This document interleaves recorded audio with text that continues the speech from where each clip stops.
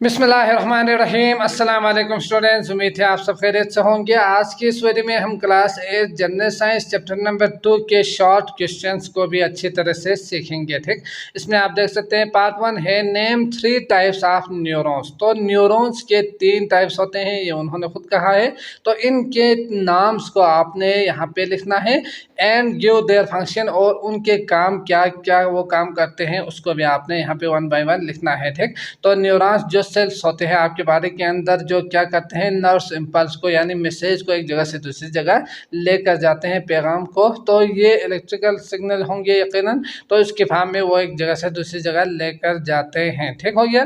तो इसमें 3 जो टाइप्स होते हैं न्यूरॉन्स के जो सेल है उसके, एक होते हैं सेंसरी न्यूरॉन्स, दूसरा है मोटर न्यूरॉन्स और तीसरा है इंटर। तो सेंसरी न्यूरॉन्स जो आपके सेंस होते हैं, 5 आपके जिस्म के ऑर्गन सेंस होते हैं यकीनन, तो वहाँ से मैसेज को लेते हैं, लेने के बाद वो आगे ट्रांसफ़र कर देते हैं। तो इसके बाद यकीनन जो सेंसरी न्यूरॉन है वहाँ से मोटर न्यूरॉन्स की तरफ जो सेल्स लेकर जाते हैं उसे इंटर कहा जाता है, और मोटर न्यूरॉन्स क्या करते हैं इफेक्टर की तरफ वो दोबारा मैसेज को रिप्लाई कर देते हैं। ठीक, या वापस जहाँ तक भेजना हो वहाँ तक भेज देते हैं। तो ये आपने आंसर में लिखना है।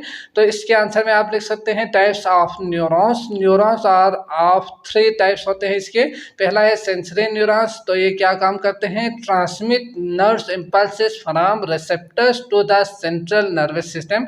वो जो रिसीव यानी आप समझ सकते हैं रिसीव मतलब हासिल करना, जहाँ से वो ले रहे हैं वहाँ से CNS तक लेकर जाना, यानी आपके जो दिमाग है वो और स्पाइनल कॉर्ड है वो वहाँ तक लेकर जाते हैं। तो ये जो नर्व्स यहाँ पे यूज़ हुआ है या जिसके जरिए गए हैं, या जो नर्व्स इस मैसेज को लेकर जाते हैं, इन नर्व्स को, इन न्यूरॉन्स को क्या कहा जाता है, सेंसरी न्यूरॉन्स कहा जाता है। समझ गए।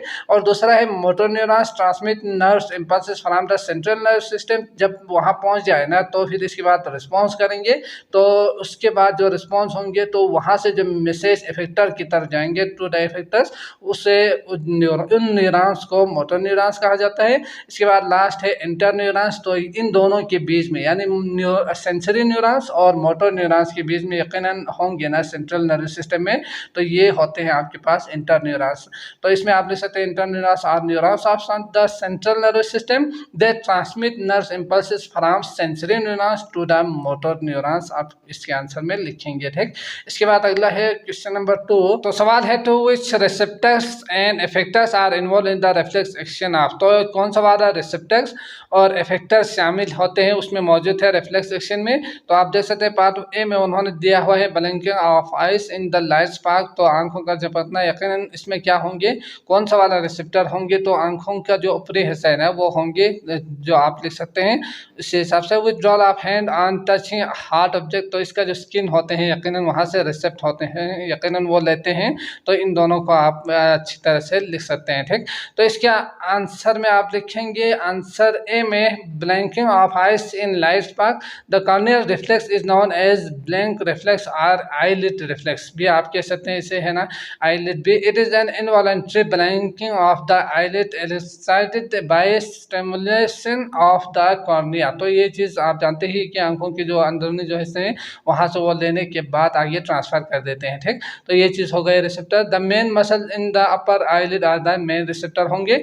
इसके बाद withdrawal of hand on touching hard object. तो हार्ड ऑब्जेक्ट को अगर आप टच करेंगे तो यकीनन कौन सा वाला रिसेप्टर होंगे, जो आपके आप जानते ही है स्किन होंगे आपके, जो जिल्द से ही होंगे, है ना। Sensory receptors in the skin of the hand sense extremely temperature. जब उसको बहुत ज़्यादा हाई टेम्परेचर फील होंगे तो ही वो आगे ट्रांसफ़र करेंगे। तो इस तरह से इसका रिसेप्टर जो है वो स्किन ही आप कह सकते हैं।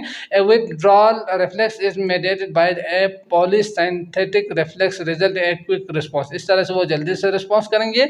Sensory neurons send electrical signals to the relay neurons which is located in the spinal cord of the CNS, जो कि CNS में वो मौजूद होंगी, वहाँ वो ट्रांसफर कर देते हैं।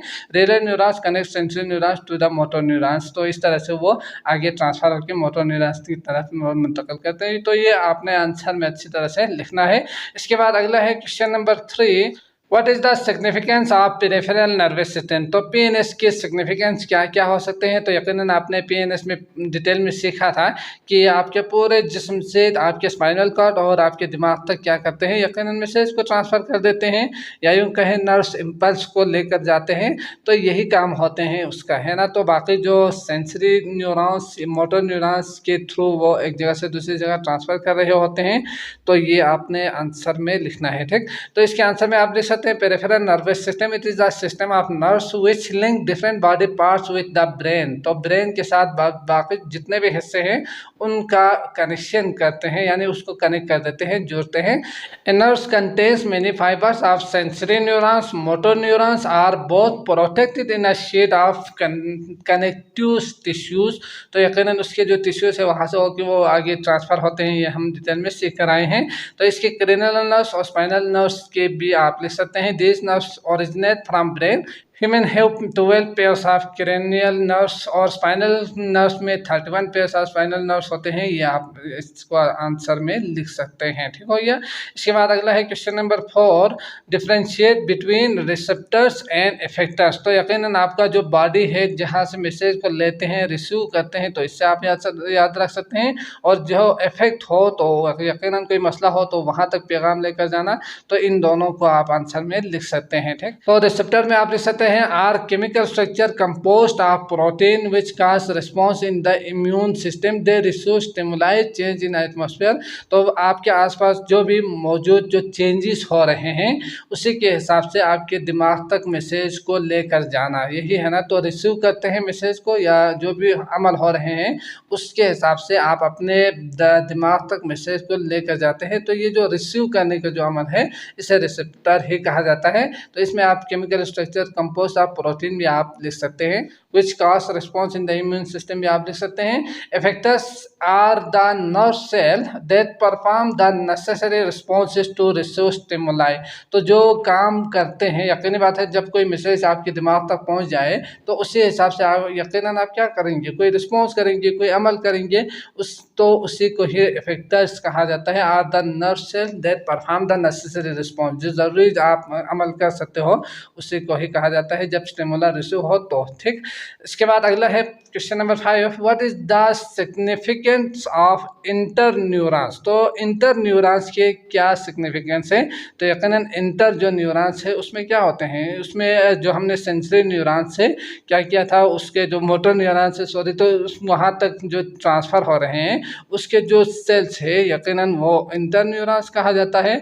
तो ये क्या करते हैं, एक जो सेंसरी न्यूरॉन्स है उसका और जो मोटर न्यूरॉन्स है उसके दरमियान क्या करते हैं, कम्युनिकेट आप इससे लिख सकते हैं, ठीक। तो कम्युनिकेशन बिटवीन करके आप इसके आंसर में लिख सकते हैं। तो inter neurons enable communication between sensory और motor neurons and the central nervous system. तो इनके बीच यकीनी बात है ये सेंसरी से जाके मोटर न्यूरॉन्स तक जाते जाते सीएनएस से ही होके जाएंगे, या यूँ कहें कि आपके बैकबोन के अंदर मौजूद जो स्पाइनल कॉर्ड है वहाँ से होके जाएंगे। तो they carry sensory information and regulate motor activities.